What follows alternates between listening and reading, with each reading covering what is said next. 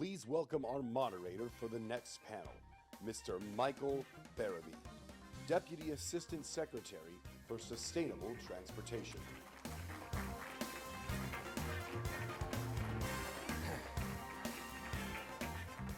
All right, good morning, everyone, and glad to be here. Those of you that are still getting coffee, come on over because we're going to have a good session. I'd like to introduce my panelists and have them come up. First, Ms. Emily Durham, Vice President, Legal and Government Affairs for Electrify America.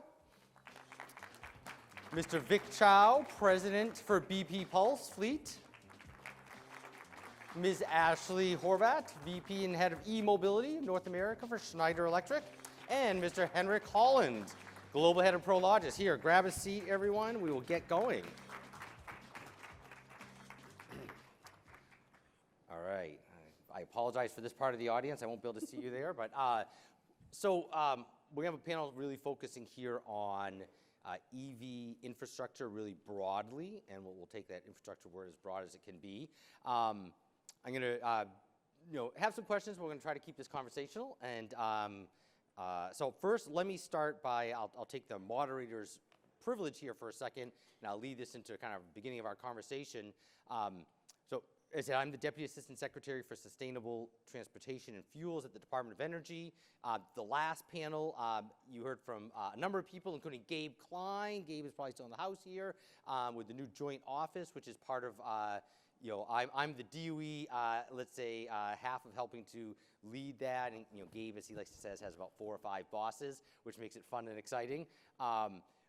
Obviously, EV infrastructure is critical to everything we're doing, but I want to start with just taking a step back and talk about a little bit broader picture at what we, not just at the Department of Energy, but at Department of Transportation, EPA, HUD, the White House, are focused on more broadly. We, in January, published the first transportation decarbonization blueprint for the United States. And it is a multi-year in the making effort. And it's not just a document, but it really lays out a can-do plan of how do we get to net zero across all of transportation by 2050. You go back 5, 10 years, that was thought as just not achievable. It was thought as the transportation sector is too sticky. We can't get there. So therefore, we're going to have to over-rely on other sectors or just rely on a lot of carbon negative technologies alone because transportation is the largest source of emissions.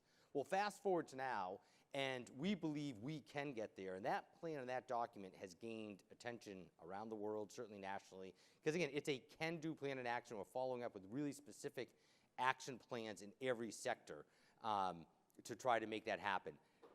Electrification is, of course, a huge part of that, but not alone. Hydrogen and fuel cells, bioenergy are all critical parts of that economy, as well as addressing the fundamental efficiency of the transportation system. The more efficient the system, whether that's an airplane or cars or big heavy trucks, the less batteries or other fuel you're going to need, and demand, right? To the degree that we can help deliver more and better mobility options for people, right? But do it in a way that doesn't increase our demand for overall fuel. That will also help us with those resource pieces.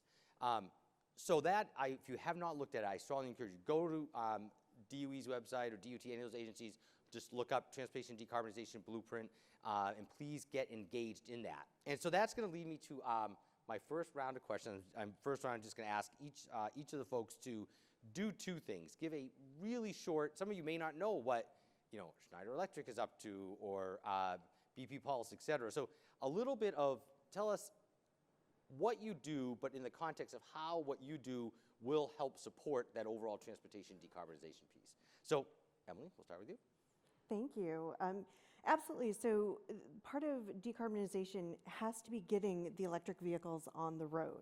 And so that's infrastructure, right? That's why we're here right now, to talk about what will drive the advancement, the conversion, the move to electrification. And so for us at Electrify America, it's being available for the light duty and the medium duty fleets to be able to get that, those chargers in the ground, in the places that are convenient, that are ubiquitous, that are there. So when drivers pull up wherever they go, they have the resources they need to carry on in their journey.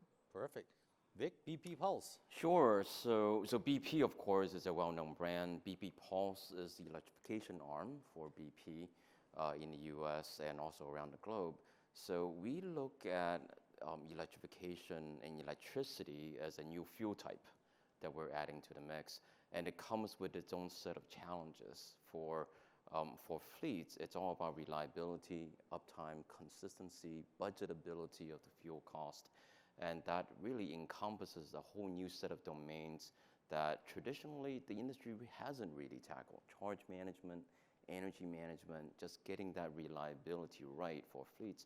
I mean, as a consumer, I mean, if you go to a charging station and it doesn't work, well, it's kind of a hassle, but it's not gonna kill you. But for a business that relies on these vehicles to go about their business and go about their work, charging, it's better work. So that's what we're aiming to deliver for the industry at BP Pulse. Good. Ashley? Nice to be here. Thank you. I've known this organization for some time. I was one of the original reports that I had in the public sector that I read as a resource, was collecting dust over the years, but I kept it. It was a really good resource. So I think SAFE is continuing to prove its preeminence in the time that we're living in. So Schneider Electric, we provide lots of technology. You mentioned decarbonization. Our 3 tenets are decarbonization, digitization, and decentralization. So within those pillars are lots of products you can put your hands on. Some are software related, but all of them help us save money, save energy, and so that's what we do. I find it fun to think about the products that we have that we can touch, which are transformers, switchgear, panel boards. Some people aren't as excited about that, but in order to electrify everything, we really need all of those things, and we need them to be super safe, and we need them to be readily available. Supply chain is a topic that has been discussed, and we have invested over $300 million in the U.S. in our supply chain. And we're a French global company, but we're also have a huge American presence. We have 166,000 employees globally, but we have over close to 30,000 in the U.S., and we have manufacturing facilities everywhere. So we make things that you need to have energy management, to industrial automation, and really we're enabling partners such as working with Prologis and GM and others to electrify fleets from light duty, medium duty, heavy duty to homes, which I'm really excited to talk about because I think it's an oft forgotten or neglected discussion point, and it's really important that if we're going to electrify transportation, that the first step is where are you going to plug in when you get home. So thank you. Henrik, I'm guessing you might represent, if I took a vote, the group that people here know the least about. Prologis is maybe not as common a brand name as some of these others. I think you're probably right about that. So thank you for having me. It's a pleasure to be here, everybody. So Prologis is probably one of the least known bigger companies in logistics that you've never heard of. Prologis is the world's largest real estate investment trust. So we own and operate about 1.2 billion square feet of real estate in 19 countries globally. The biggest market for us is the United States. So that's about 5,500 facilities worldwide.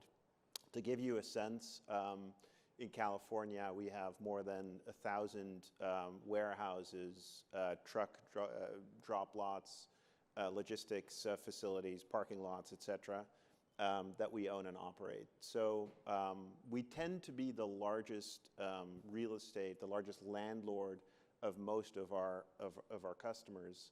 And we service really anyone in the e-commerce space, 3PLs, et cetera. So our approach to electrification really stems from our own commitment to net zero by 2040, but more fundamentally from the thesis that we need to support our customers with their transition to zero emissions transportation. And the reason that we think we have an important role to play in that is because the vehicles that need to transition from diesel to be zero emissions, they sit at our warehouses, at the warehouses that we own and operate, or they visit them frequently. So if you think about where it makes sense to charge vehicles, it often is at the end nodes, at the depots, at the warehouses where these vehicles either come frequently or where they reside in terms of last mile delivery. So what we are doing is investing in our portfolio to ensure that the electrical infrastructure is in place for customers to charge when and where they need it. So we do that at our own facilities, at our warehouses. We're also developing dedicated charging hubs and locations which is very much a real estate problem to solve. It's very much about finding the right spot, the right location, and getting the power in place, which is core to what we do at Prologis. And we believe that in order for this transition to happen, we need to take the complexity of all of that development and owning and operating this infrastructure away from our customers and really provide them with a very simple service. So I think we have a pretty high level of, let's say, EV literacy among this group and knowledge of the space. So let's, we'll skip some of the broader questions. Let's dive to some of the really big challenges. The first one I'd like to talk about is fundamental interoperability. And let's start maybe on the consumer side. The analogy Henrik and I were talking earlier, I feel like today, it works certainly, right? Those are drive EVs, but it's a little bit like when you were first starting to have USBs in cars and like it works, so you're buying USB devices, but you plug it in, I got to install some software, I got to do this, like you got to do a bunch of steps. Sometimes it's seamless, sometimes it's not. I've heard, some people say we basically have almost an existential crisis. If we stay at the current level of interoperability between vehicle and charger, it's not good enough to be 95, 97, 98%, right? You can't have 2% failure rate. A number of you really represent more the EVSE side, the equipment. What do you see as, what's the big challenge? Why have we not gotten there? What is it going to take to get to really, really high levels of that interoperability? How?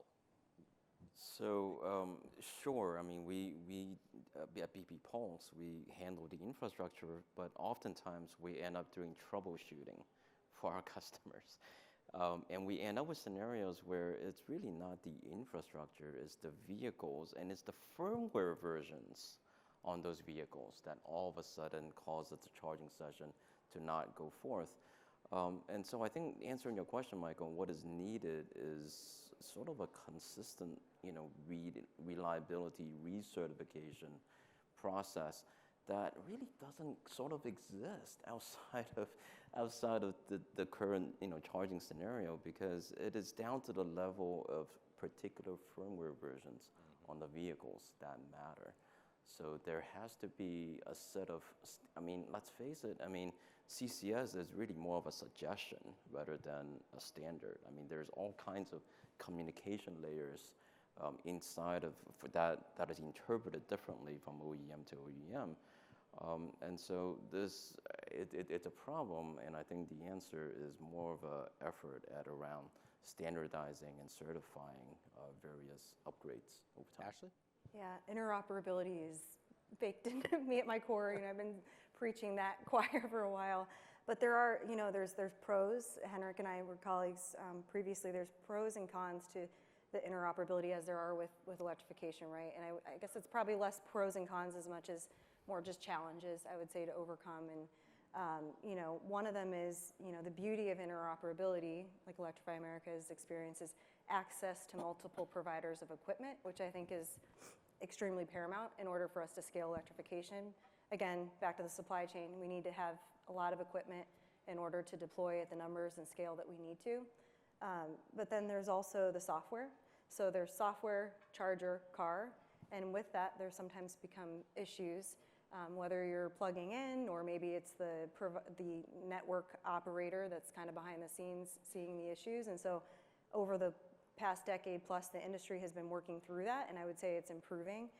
But with some of the funding, for example, that requires 97% uptime, I think one of the challenges for the industry is who's on the hook for that. If there is punitive measures and kind of figuring out how do we not temper deployment numbers because there's reticency to commit to uptime, because at the same time for the user we need to achieve that.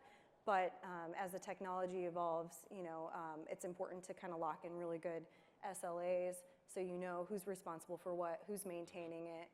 So I think if, when the government is investing and private sector is investing, we should really be investing in business models that scale as much as technology that scales, because if the business model makes sense, ultimately the business is going to make sure that the user is happy and can charge, because if they're not charging, they're not getting the utilization, and if they're not getting the utilization, then we can't get our ROI. Yep. So it's all kind of a cycle, but I think right now there's a little bit of debate as to who's responsible for what, because we all know that there are issues. And so for us at Schneider, we want to make sure to do it right, so that when we do, hit the accelerate, we are proud of it and we can stand behind it, and we can see it proliferate. We can see distributors, for example, electricians are going to make our jobs a lot easier. It's not going to just be us deploying it. It's going to be happening at much higher numbers, because once it gets in the hands of the electricians and they feel good about it, we're really going to see adoption scale, because I think consumers trust electricians. Anything to add, Emily, on that, or no? I'll take a stab at answering that question. Who's on the hook? I firmly believe we all are on the hook, and I know at least I saw one or two OEMs in the crowd here, right? Easy, like here, to say, hey, it's the car side. If I had 3 car OEMs here, I think they'd say, well, look, I mean, we got the vehicle. It's absolutely rock solid. It's meeting all the specs. We got 30 different chargers. They all operate different. It's the charger side. And we as government, right, are on the hook as well, because we have a certain responsibility to make sure the funds are there, but also we have the capability. So I think we all pointed out the issue. I will say, we need to move from issue to solution. I'll put a plug in here. DOE is just now launching and standing up what we are dubbing Vehicle Customer Charging Experience Consortium. National labs, we are going to be calling upon the OEMs and the EVSE companies to join with us, and in a big way, not just sit and talk, but we put a notice of intent out that we may be putting out a funding opportunity to build brick and mortar facilities, to build physical test equipment that can go and plug into every charger and see, does it meet all the specs or not? What are the issues? But we've got to, and we're open to every other idea. So we will play a role of government to convene and bring people together. I like to think, and lock the door, and no one leaves until we get a solutions and commitments to execute. So I think that's what it will take. So I want to pick up on your comment about business models. Business models that scale. I think that is a great thought. Henrik, from your perspective, medium heavy duty, what do you see as that business model, like, that starts and that scales up? How does that work?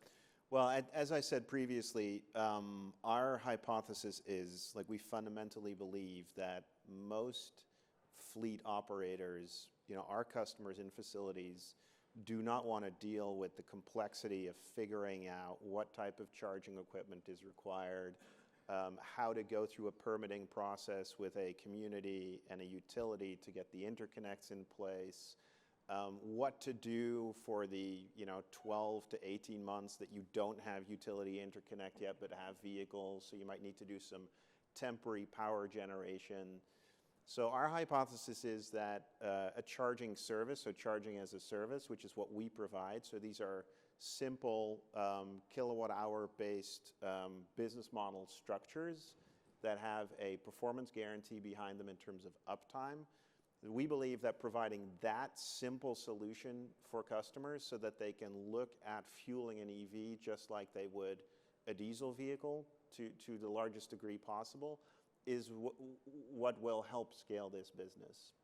So we've been doing this now for about 2 years, and looking at the portfolio of projects that we're developing, that's the business model that we really see our customers like and enjoy, and that's getting the traction in the portfolio.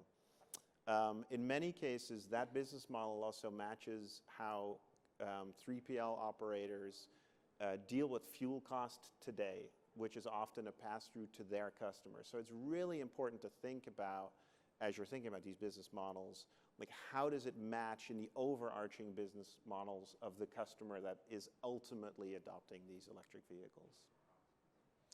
All right, so I'm going to switch gears here to the, let's say, the light duty side. Emily, a question for you. Electrify America has probably, been one of the groups, not the only ones, but really trying to build out a national network under a brand name, if you will. What are the challenges you guys are, and we clearly, with the NEVI program, right, we're trying to do that, several orders of magnitude up. What do you see and what have you guys experienced as the biggest challenge to really create that true national network where someone can feel confident driving, I think to drop a pin anywhere in the country and say, I want to go to any place else, and yeah, I could do that in an EV. Yeah, and to that point, I mentioned earlier, having that ubiquitous, convenient network is going to be key to this adoption. Henrik touched on a couple of the points, right? Finding and sourcing the real estate is certainly one of the challenges. One of the second ones is permitting. That there are still jurisdictions today where we find they're treating electric vehicle charging stations like gas stations, and the nuances around those are actually really challenged, and the use case just doesn't line up. And then the last part is the utility interconnections, which Henrik also mentioned, right? Those are the types of things that slow down deployment of a nationwide network. They're not insurmountable. It's more like a parachute as opposed to a wall.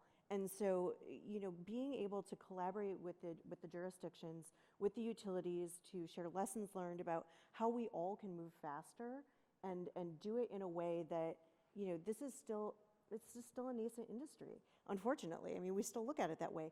And it's getting the jurisdictions and the utilities and the other stakeholders caught up to understand what the needs are so you can deploy at speed with that convenience factor that will really make, that ubiquitous network possible. Yeah. It's nascent, true. Just as a reminder, all of us, we see the stats, but we are at 8% of new vehicle sales right now are electric.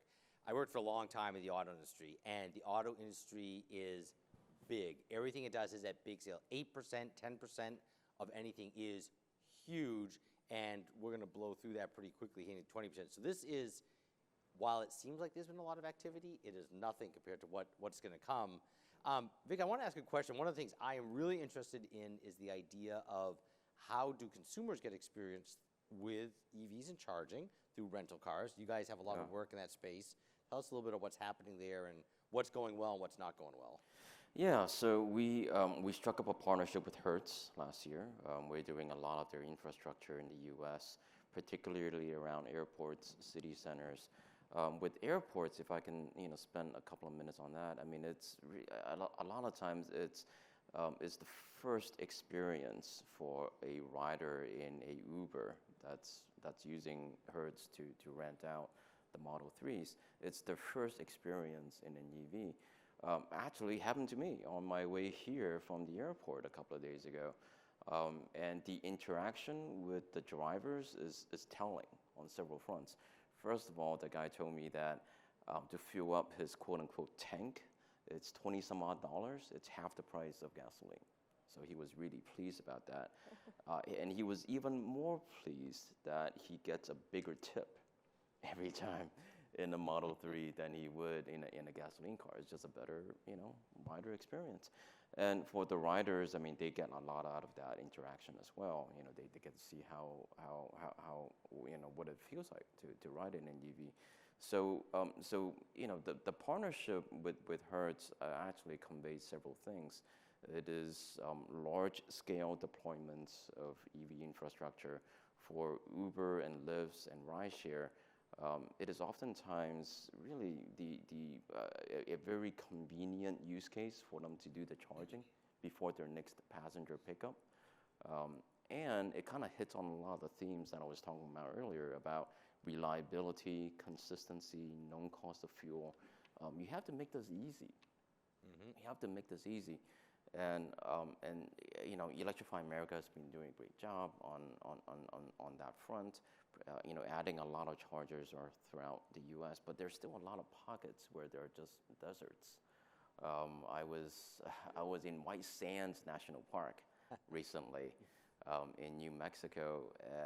My goodness, like a lot of you, I take a lot of road trips, right, in an EV. I've been doing it for 5 years, and I could tell you stories, over a drink in a bar or something. Lots of great stories.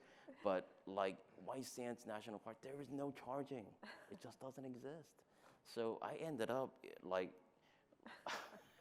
in the middle of the night going into a local community college And there's nothing around other than like one single charge point charger. And I trickle charge my car overnight, and Better had hope to it works. hike like 3/4 of a mile back to a hotel that night at 2 in the morning, and then the next morning again, just so that I could, I could get a charge, so I could leave town afterwards. Not the adventure you were hoping for. Yeah. So it is still really, really hard at a lot of places. Well, we definitely have to make that a lot easier too. I am curious on the airport side. I don't know if BP Pulse, are you providing the charging at the airports itself for Hertz when they bring the cars in? And how much of a challenge, like electric loads at the airports and the whole process of charging is that? Yeah, so several things. We're doing the behind the fence charging for Hertz. So, they got to fill up the cars before they give it to the next renter, right? So that's a private dedicated Hertz use. We're also launching a program with Hertz called GigaHubs, which is meant for, public charging, but really targeted at Uber and Lyft drivers. So very large scale, 50 chargers and up. And make so that we can make it easy for that driver base. And so we're doing a couple of things at airports. And I can tell you that the experience around the country on doing these deployments is very different. We just finished work at Charlotte Airport for Hertz. The permit is fascinating. This is really fascinating. The permit for that project was literally a 30-minute over-the-counter process. Now, Charlotte Airport is an international airport, right? And putting in DC fast charging at that airport was a 30-minute process to get the permits. And I can tell you at other airports, I'm not going to name any names, we're 2 years in and we still don't have a permit. It's absolutely ludicrous. And so we're doing work now across 19 states in the US, I think, and we've over time, collected all the data, like how much time does it take to get to CD90, CD100 drawings, to get approvals, to get permits, to get utility service upgrades, the whole works. And I think, we could be giving a lot of these kinds of talks to talk about, hey guys, you guys in such and such state, you guys really suck, and you need to you need to follow some of the leaders on their processes. So I'm curious on this idea of soft cost, right? Not the cost of the infrastructure, but all of the other cost.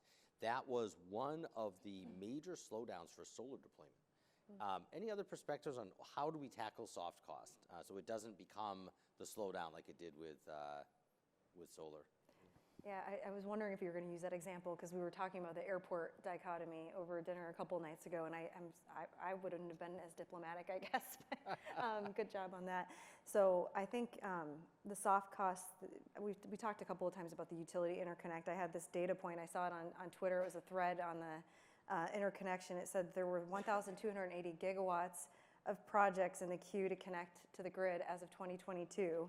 And then from 2000 to 2020, 24% of the grid projects were connected to the grid that were in the queue from that 20-year period. So I read that and sort of got heart palpitations because I'm hoping that the past isn't a predictor of the future, because I think if we were to do anything, as an industry, we really need to maybe look at some of those challenges and see how is that going to dilute our focus and dilute our energy, because we're putting so much investment, so much energy. But if we continue to come up against that, we should really calculate, like, how does that 2-year utility interconnect timeline ramp down that trajectory? And so when we're trying to go fast, we're talking in DC, which is on the federal government side, but as you all know, at the federal level, it's a lot of local jurisdictions and counties and electrifying school districts. So it's going to require some soft sort of coordination, if you will, and encouragement and competition of regions, maybe between those airports. I've worked in Houston, at the Houston airport, and sometimes things go faster in different parts of the country, but sometimes where we need the most impact is where it's the slowest. So I would just reinforce that. And then on the permitting as well, I think California, for everybody bashes California for some of the things there, but the governor's office has done a great job because they've created kind of coordinating amongst the different permitting jurisdictions to try to start to have this conversation on deployment.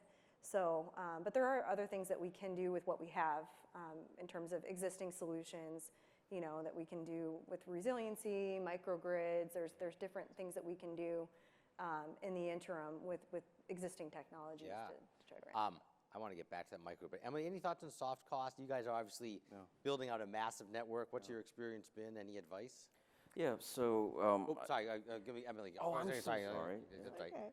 Sorry. Yeah, no, my colleagues have hit the nail on the head. I mean, the utility side is the biggest part. And when you slow down the deployment, because you can get these projects built and they're wonderful. And then if they are mothballed for 12, 15, 24 months, now that there are inherent costs that are added up. It's all about collaboration. It's all about getting all of the stakeholders up to speed, on board, educated about, you know, the need to get this pipeline of delayed projects through, and helping the utilities understand what do they need to do that. That will help move things faster, kind of eating away at some of those delays that are out there and the costs that are inherent with those. Vic, you're going to add something. Yeah, I was going to say, in the early days of solar, California got one thing right, and that was a 30-day standardized solar interconnection process. If it's under a megawatt, it's a 30-day process. You got to do these several things, and it's so many days for each. And 30 days later, if everything goes through, then you're done. You got the interconnect. So we got to have the same process for service upgrades and during EV charging deployment, because our experience is that from one utility jurisdiction to the next, it could be 3 months, it could be 3 years. The worst of it is that you don't know going in. If I were to put, I've not worked in utility, but if I was to put my utility, let's say, hat on, right? So like we had EVSEs, we talked about OEMs. On the utility side, what I hear and what I see, right, is that they're like, look, there's a certain amount of like just where the power is. Right? So I think there's two aspects. There's where the power is, and it physically takes time to lay lines, put poles up, do those things. We are trying to create, working with EPRI, predictive tools to help them get a sense, especially in the commercial space, and where you guys out where we can say, we got about 5 massive truck depots within a quarter mile. Pretty good guess we're going to need some power here for charging within 3-4 years. Start now. There's another half though, which is let's say just the permitting time, like you said, the whatever it was, of an hour or two at one airport versus years. I'll put one other plug out there for people in the audience. So DOE put a notice of intent out through our Vehicle Technologies Office that this year we are going to be focusing in a big way on soft costs. How do we address soft costs? How do we learn from what we do with solar? We did solve, I'd say, we made a lot of progress in the solar case with community challenge programs and sharing best practices, but creating a bit of a competition. Again, we've already kind of telegraphed out this year, that is where we're going to be investing our dollars. We're going to be looking to partner with people. So please keep an eye out for those things. That's a space you want to work on. Let me go back to this idea of the fuel, let's say the soft microgrid. And Henrik, I'm curious your experience in particular when we have these large loads in a central space. What's the role for behind the meter storage, for local renewable power generation, and in the context of resiliency? Some people talk about vehicle to grid. What's your take on all that from what you're seeing happening, and what do you think will the future be? Yeah, well, first of all, to build on the previous point of utilities and permitting being different everywhere, I think one of the issues that we're facing is that the rules around what you can do behind the meter as a self-generating entity vary from utility to utility as well, and they can be very restrictive. So we have multiple projects in development where we're looking at a 12-plus month interconnect timeline, and where we are working with our customer to put near-term, fast-deployed, RNG-powered generation in place to at least start with a project and to make sure that the vehicles that are starting to get delivered can be charged. So in order to enable that, we need a lot more flexibility to allow private operators to run these projects in utility territories. And then I think building on that, there's a lot of innovation that is happening and that needs to happen to make these types of microgrids a reality. And I think that in order for us to achieve the objectives that are being set in various, at the national level, but for various states, with the amount of capacity that needs to be brought on site, we're going to have to see these microgrids that include solar storage, on-site generation, gas turbines, linear generators. We're going to have to see those deployed. Not only does that speed up the energization process, but it also creates resiliency at the grid edge. And right now, there's a lot of restrictions in place for parties like us with our customers to make these projects a reality.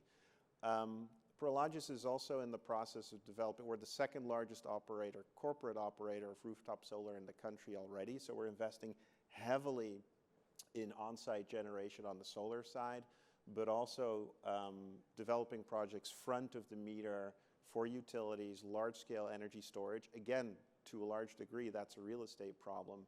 So where possible, we look at synergies between all these things. Like, can we have a solar system on a roof with a storage system with an EV charging to take care of some of that base load?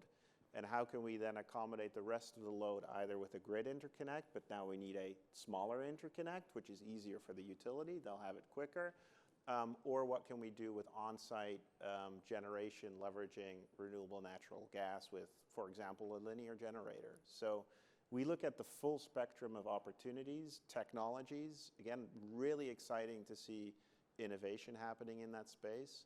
We have to drive that as an industry, but boy, we need a lot more leniency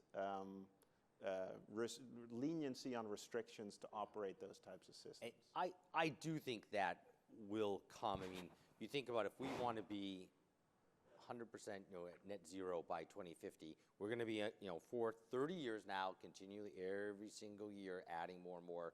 I think some of those things will update. This idea of behind the meter storage with local generation, you start multiplying. How many facilities does Prologis run overall, or how many warehouses? In the U.S., we have about 3,500 facilities, so 5,500 global. 3,500.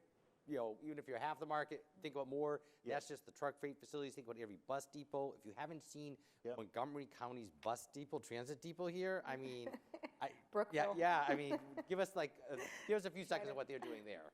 Yeah, no, we're really excited. So that Brookfield project's great because it integrates sort of the part of the Schneider where I think the beauty is, right? It's not always a big project like that. Oftentimes, like electrification is going to happen with a lot of smaller projects, but the Brookfield project's really tangible, exciting integration of a microgrid. Energy as a service was mentioned, so our group Alpha Structure and Green Structure bring together so we can help Montgomery County electrify their buses, but do so where they're saving money. They can instantly finance it, and so it's a really good aggregation of both technology, infrastructure, figuring out creative business models. 80% of they think about 80% of the power for their buses they'll be able to get off of their own generation, which is amazing, right? It's the independence. That's what we're here for. Resiliency, you start multiplying that by, thousands and thousands, 10,000 facilities. This is, rather than just thinking about, I need utility scale, PV generation or wind generation. I mean, we'll need a lot of that, especially for the retail side, but these commercial facilities, that will be a big, big asset. The grid edge, as you mentioned, Henrik. Thank you for mentioning that. We talked a lot about commercial as well. I think Henrik and I have worked on these projects, so we work at like a PACCAR super truck through DOE. Yep. And the scale of the issue and the discussion on truck companies and FedEx, Fred Smith was here. I mean, there's no room for error in a normal operation, let alone once you start integrating these things. But then on the residential side, Schneider has invested in a company called Q-Merit. Some of you may or may not be familiar, but I think investing in the workforce part, I just wanted to do a little shout out there because they have 120,000 projects in the pipeline for just this year alone, and they've done 250,000 L2 deployments. So it's really important to think about kind of the labor shortage as another area of conversation. But I think, on the residential play, we talk about some of these utility interconnect issues. I've heard about people in the Bay Area that have all the means in the world to put in a charger, and they have families with multiple vehicles. If you put in an F-150, a Tesla, you already have maybe a hot tub, air conditioning. I mean, suddenly you're like, oh, I can't add all these. I need to get a new panel. And oh, even if I wanted to spend the money to upgrade, you know, PG&E or whatever utility, they're telling me it's going to take, you know, 2 years. I've seen people with our Q-Merit team has talked about people that are actually digging their own trenches with multiple EVs just because they're like, well, I'm going to take this into my own hands. So that's not going to happen, you know, across the country, but I think that's just a precursor for me of the work that we have yet to do. But I'm opportunistic about it, or I'm optimistic about it, the opportunity, but I think that, you know, we just need to be pretty cognizant about that. Full disclosure, I live here in DC. I installed my own charger, and by per code, master electrician was there supervising the work with me, but I did it myself because I wanted to do it, from digging the trench to doing all the pieces. So it is pretty interesting. All right, we have 5 minutes left. So I'd like each of you, maybe we'll start, go down the line. I started talking about the transportation decarbonization strategy we put out. Fundamental to that is the idea of public-private partnership. That, you know, it is built upon the concept that to get to net zero, it will never happen if government just says, we're going to do it, or we want to get there, we'll pass regulations. It's going to take partnership. So I'd like to ask each of you, what do you need, or what do you see government needs to do? What do you, as your entity, need from government, and let's say federal, because that's where I sit, or you see the industry needs? Let's talk more. Let's have more conversations, because we are the industry experts, and we want to help get everybody up to speed about what is it going to take to roll out heavy-duty charging depots, to help the utilities. What can we do together? Because that's what's going to, I think, single-handedly advance this industry, is having the conversations with the people who have the knowledge to be able to inform the policies and, you know, the programs and the incentives that are coming out. Let's talk more. All right, talk more, do it together. Let's do it. Vic? Regulatory certainty is I think is the most important element. Like a lot of the IRA guidance is still coming out, and the industry has been waiting for half a year or longer to achieve that level of commitment and certainty from the federal government. And that's not even the states. I mean, states have their own interpretations of NEVI and so forth. So regulatory certainty. And then second one is that the subsidies need to sunset at some point. And I think it behooves the legislators to define that criteria or that date, because a lot of the fleets that we talk to, I mean, they're just waiting for the next grant to come out, and they'll do the next batch. So they are sort of not committing to whole hog electrification until there's a next grant or whatever. And that, I mean, it's kind of counterintuitive, but in a way, it kind of stops the momentum. Okay, regulatory certainty, IRA guidance. I will say that our colleagues at the Treasury Department are working like literally 24/7, if my phone's any indication, because they're just like conversations end late and start early. I think other agencies are working to help them. And then clarify, really, I think what I hear you saying is clearly articulating the path to a sustainable business case, which subsidies aren't sustainable. Much better said. All right, Ashley. Yeah. So you're starting to get, do you feel like you work for a startup? Work 24/7? So I was trying to think, I would say, I'll use 3 C's. We'll go with clarity, cultivate, and corral. So 3 things that, I was going to say convene, but we'll go with corral, because corral the troops. That's better. It's much more. I feel like it's more illustrative. Yeah, picture up on the horse there with the corralling. Yeah, it's hard to corral everybody, but clarity from everything on supply chain. I think I've seen government do a great job. I've been on the other side of the spectrum, but kind of convening or corralling the PUCs and having that kind of platform of thought leadership, because we did that with the northeastern states in the past when I was on the West Coast. Yep. This was, obviously all the ZEV states, but it was really informative, and this was back in the vintage days, but we got together various PUCs. This was before all the utilities really stepped on the, accelerant in terms of their investment, and that did help move the needle. And then clarity on just some of the rules, and cultivate in the sense that I think if Biden administration's been doing a great job of just demystifying that for the consumer and the commercial space, but I think just using the levers that the federal government has, both on the concrete policy, but also the softer things that can really make a huge, huge impact. Okay, good. 3 C's, I got that one. Henrik? I'm not sure if I can summarize my points in such a nice order like that. But first of all, I think there's a lot of really great stuff already happening. And I'd like to make a point that I think it's good to see now that there is, I think, an increased focus on the commercial sector, the light, medium, and heavy duty, where in the past, a lot of the discussion on EV charging has been on consumer and passenger.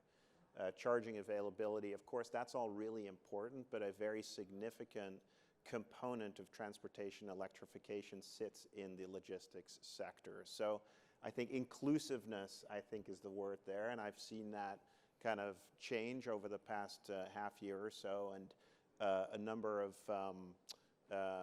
texts have been changed to be more inclusive, to include light, medium, and heavy duty commercial aspects as well in terms of infrastructure development. So I think continuing to focus on that next to consumer, I think, is really, really important. If we can do that, that would be awesome. And then to my earlier points on whatever we can do to push a narrative that enables the deployment of grid edge infrastructure, that puts the opportunity in the hands of the private entities, public or in public-private partnerships, that can deploy the infrastructure without restrictions, I think is going to be absolutely necessary to drive the revolution that we all want to see happen.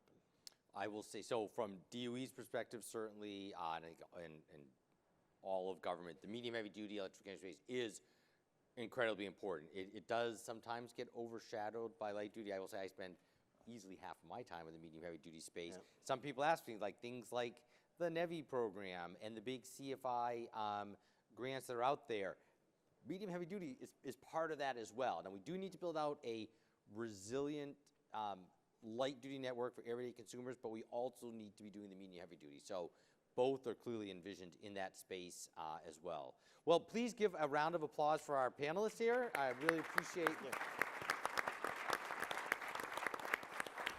And thanks to Ben, Robbie, and others at SAFE for kind of pulling the conference together here yesterday, today, and for the panel as well. Thank you all.